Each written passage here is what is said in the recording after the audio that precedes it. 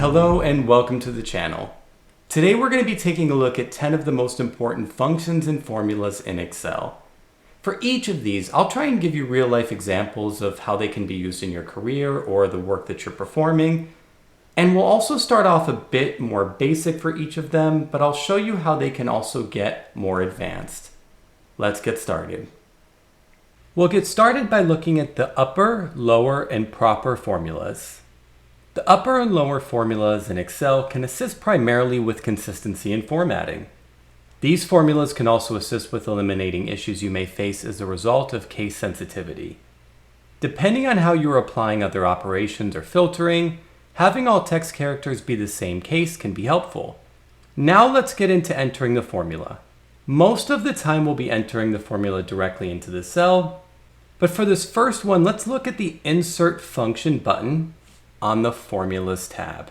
Once you click Insert Function, a dialog box appears where you can search for the function you're looking for. In this case, I'll type upper, click Go, and the search result appears at the very top. Once I click OK, the Function Arguments dialog box appears for you, and this is going to show you what parameters need to go into this function. In this function, it's really just one argument, the cells we want to input and convert to uppercase. I can click and drag my mouse over the cells I want to input. You'll notice the function arguments text box populates, and it even shows you a preview of what the text will look like after I click OK. Once I do click OK, all of the data has been converted to uppercase. Now let's try out the lower formula. This one we're going to enter directly into the cell. Make sure you do start with an equal sign and then the formula you're looking for. Excel will display to you a search result of what you've input into the cell. In this case, the lower formula. You can double click this box to load the parameters for this function. Just like the upper function we looked at a moment ago, all we need to do is enter the cells that we want to convert to lowercase. Since column B contains the uppercase values we just formatted, I'll click and drag my mouse over all of those cells. Close the parentheses and hit enter, and you see all of those name values have been converted to lowercase. To wrap up tip number 1, let's look at the proper function. This formula will assist with formatting first and last names in proper case so they display professionally in your data. We can enter equals proper into the cell, double click. Again, it's just a text field that we have to input as the function argument, so I'll click and drag over column C, and there we go. All of our names have been converted to proper case. Use these functions to aid you in formatting your data quickly in your spreadsheets.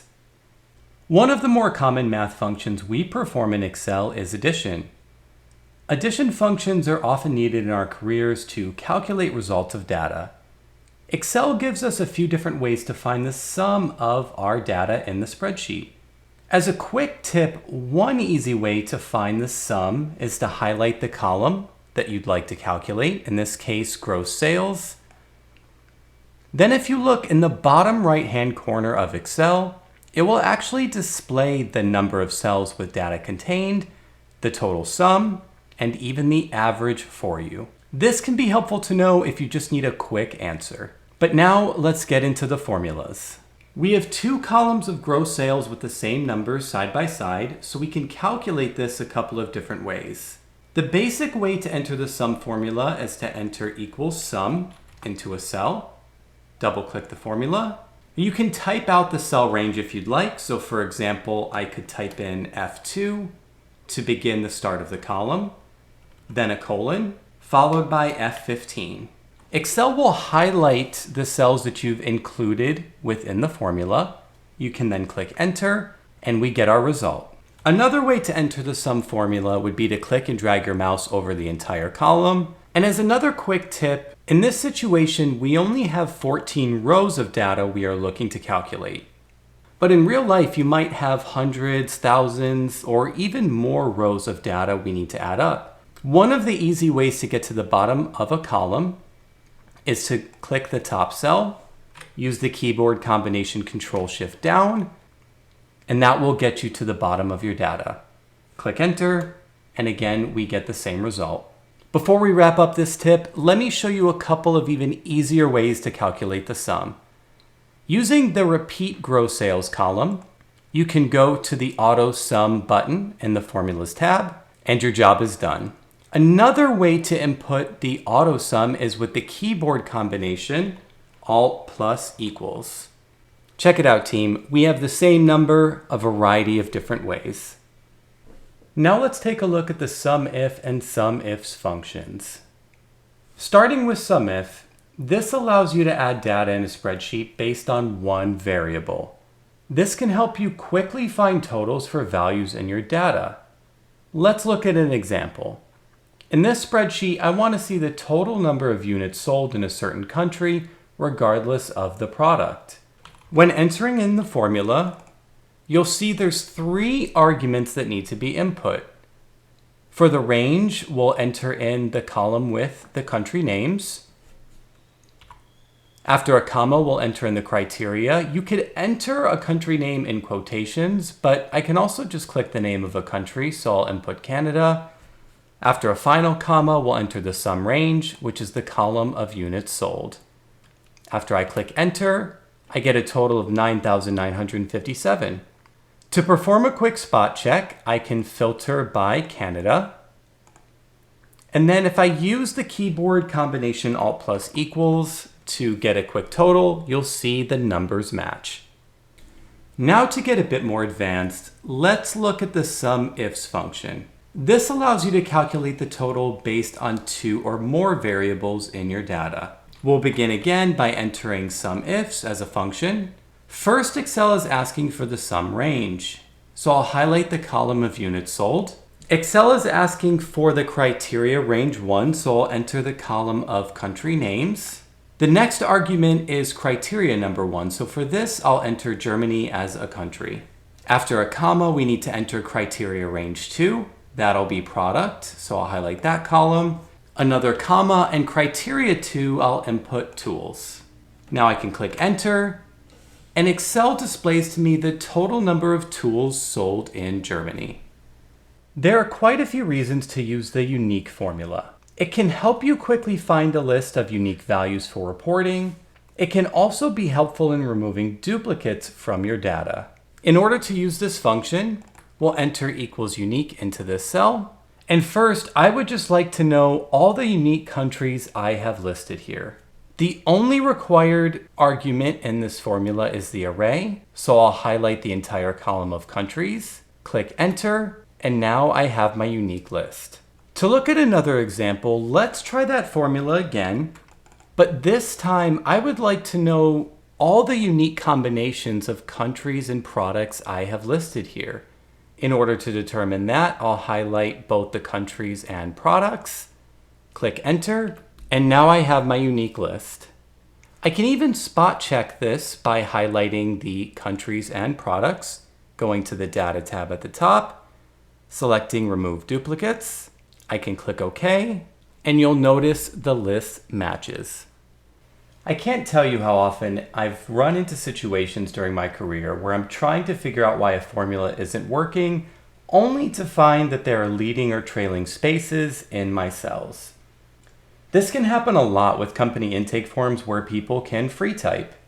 The issue can be that if you're trying to match Tim Thompson with Tim Thompson, in a formula, it often won't work because these two values aren't technically the same. The trim function allows you to easily remove leading or trailing spaces in your data so you can standardize your data set. All you have to do is enter the formula into a cell, highlight the cells that you want to remove leading or trailing spaces from, click enter, and check it out. The leading and trailing spaces are gone. As a bonus tip, to remove the formula, just highlight the cells, use Ctrl+C on your keyboard to copy, right-click, and paste as values, and now the formula is gone. Next up, we'll look at the concat formula.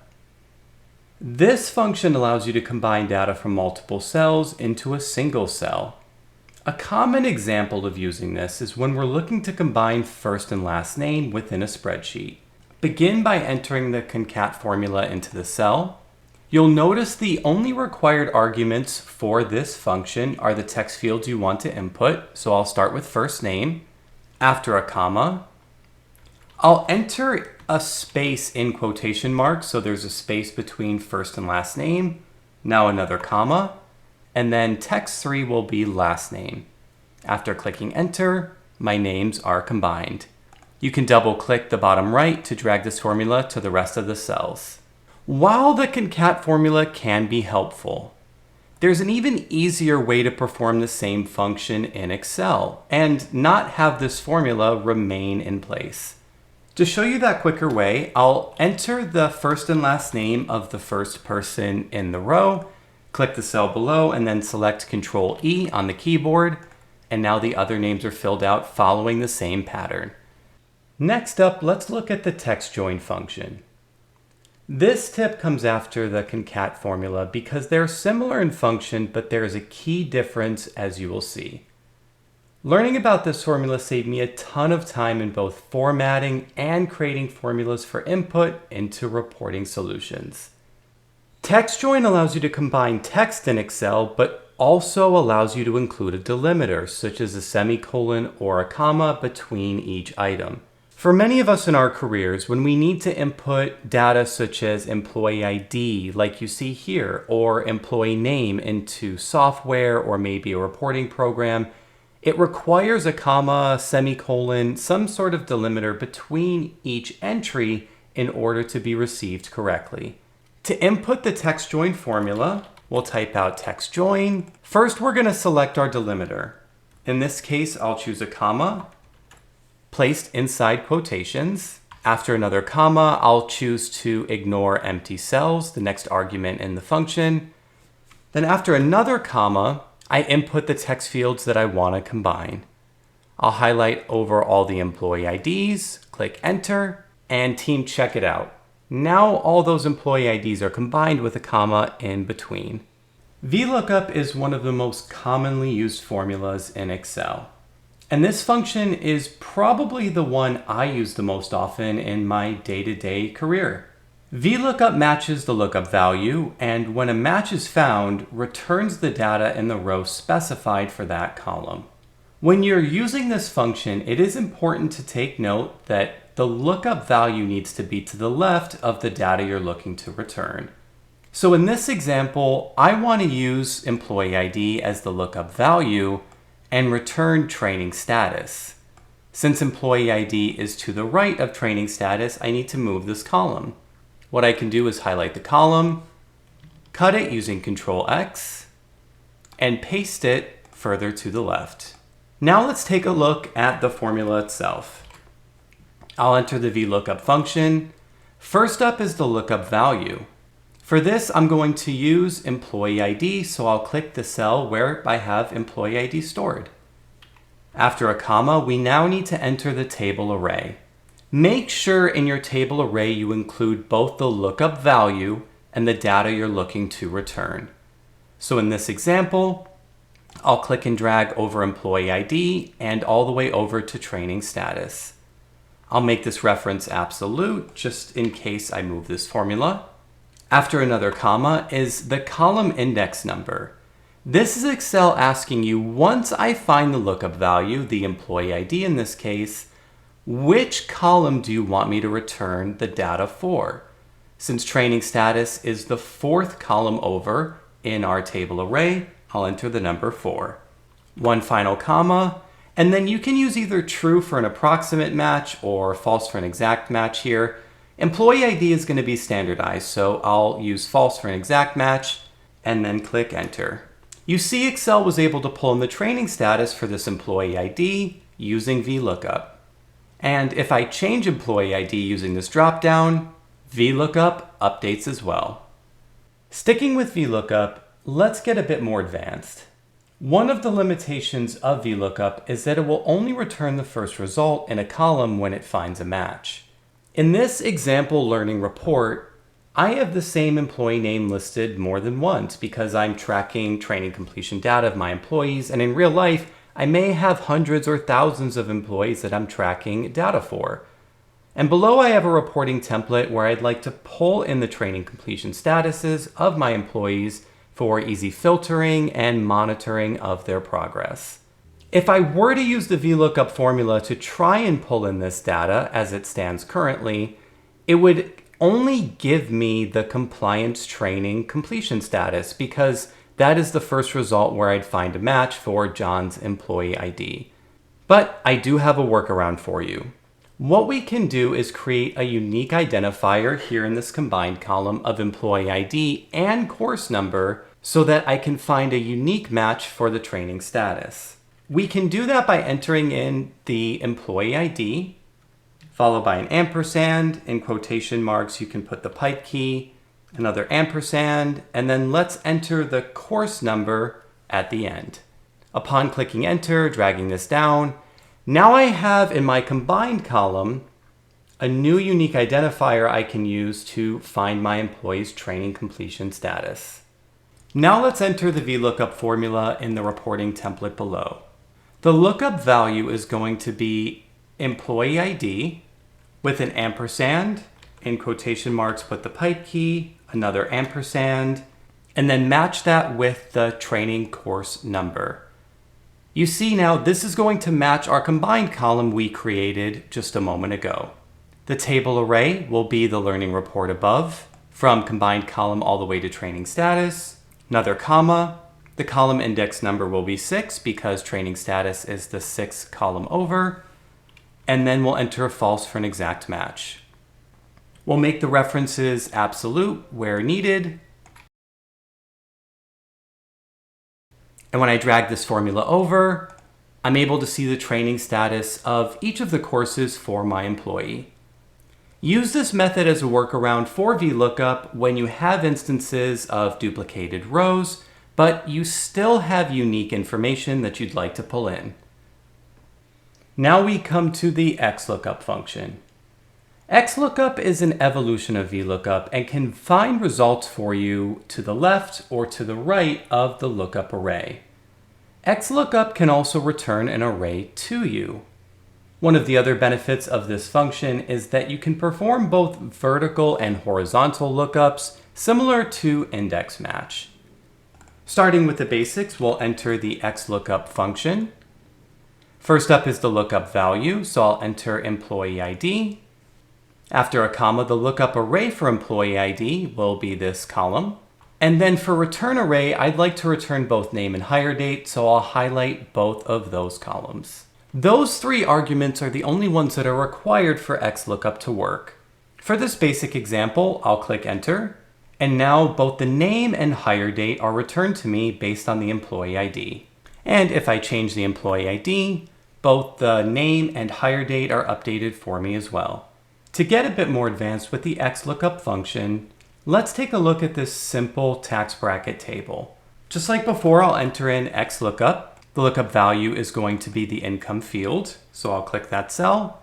The lookup array will be the max income column, and the return array will be the tax rate. After another comma, this is where you can ask Excel to return a specific value if your lookup value is not found. You could, for example, in quotations, put not found, and this is what Excel would display if my value wasn't on the table, which 45,000 isn't. For this example though, and in order to bypass this field, I'll enter 0, another comma, and now we take a look at match mode. There's a few different options here. We could look for an exact match, or for this tax bracket table, I could ask Excel to give me an exact match or the next smaller item, next larger item, or use a wildcard character match. For this situation, I'd like Excel to perform an exact match or the next smaller item, so I'll enter -1, another comma, and then this last optional field is for search mode. You can search from first to last to first, or perform a binary search. For this example, I'll just input 1. Click enter, and now you see Excel has returned to me a tax rate of 21%. Even though the $45,000 income wasn't found in the table, Excel returned the next lower income. And if I were to change this to 150,000, You see, Excel performs the same basic function where, even though 150,000 is not on the table, the tax rate of 23% is returned because it is the next lowest. If I open up the XLOOKUP formula and change the -1 for match mode to 1, click enter, now the tax rate of 31% is returned because Excel is now pulling in the next greater value. For our final function, let's take a look at the if formula. What I have here is a simple spreadsheet that shows courses and whether or not those courses are active. And I would like to assign a Boolean value or a value of 0 or 1, whether or not those courses are active to use in other functions. So in the value column, we'll enter the if formula. And first you'll notice Excel is asking for a logical test. And there's a few different ways we can write this. I'll show you another example in just a moment. But for this example, we want to know if this cell in the active column is equal to yes. After entering in our logical test, we'll enter a comma. The value if true will be 1. And another comma for the value if false, that'll be 0. After clicking enter, you'll see I have a value of 1 because the course is active. And when I copy this formula down, the courses that are inactive return a value of 0. Now let's take a look at a different type of logical test. Here I have a budget spreadsheet, and I would like to determine easily whether or not my actual cost came in over or under budget. What I can do is, again, enter the if function. And this time for my logical test, I'd like to know if the actual cost was greater than the budgeted cost. For the value if true, I can say over budget in quotations, and the value if false, I can say within budget.